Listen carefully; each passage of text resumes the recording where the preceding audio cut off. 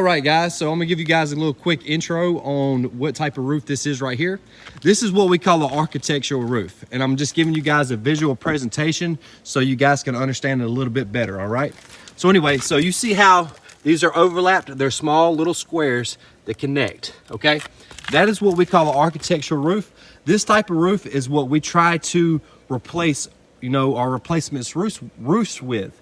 For example, right here, along this crease, you have these longer ones. That is what we call a 3-tab shingle. A lot of roofs nowadays, or older roofs, have these 3-tab shingles that stretch all the way across. So that will be considered a 3-tab roof.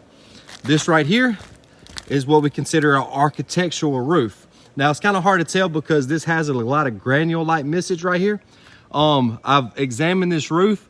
This is more of an older roof. Would I send this through the insurance? Absolutely, because the age of it. Did I see a lot of wind and hail hits? No.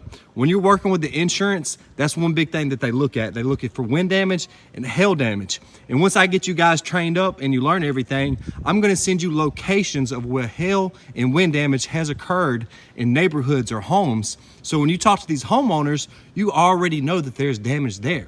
So that means each person that you get to say yes and you file the claim through their insurance, you have a better shot of that getting approved. And that means a better shot of you putting money in your pocket. So that's what it's all about here. I'm gonna send you everything you need to know.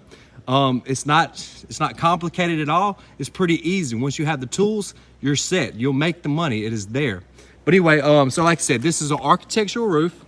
That is a 3-tab. So this will be considered architectural, and the eaves is 3-tab.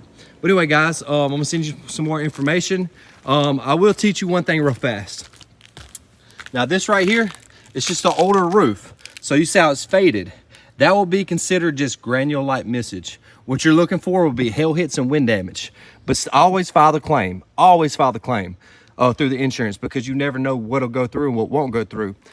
I've had roofs in my life since being in roofing that I did not think would go through or get approved, and somehow they do.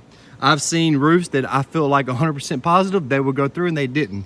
So really, man, it's a hit or miss. But what I'm gonna do is once we get you started and once you get that homeowner to tell you yes and you file that claim through the insurance, I'm gonna step in, I'm gonna work with the insurance, and we're gonna do everything on our end to get you approved so we can make sure you guys get paid, okay?